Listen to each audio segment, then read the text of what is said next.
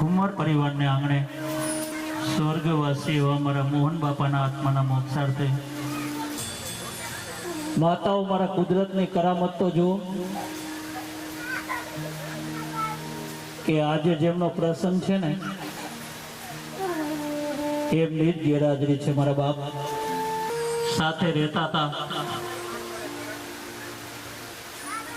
પણ કોણ જાણી શકે કાળને કે કાલ સવારે શું થવાનું। મારા મોહન દાદાને પણ આવું પરિવાર છોડીને જવું નહોતું, પણ અચાનક મારા ઠાકોરજીની ચિઠ્ઠી ફાટી ગઈ ને, અચાનક મારા રામની ચિઠ્ઠી ફાટી ગઈ।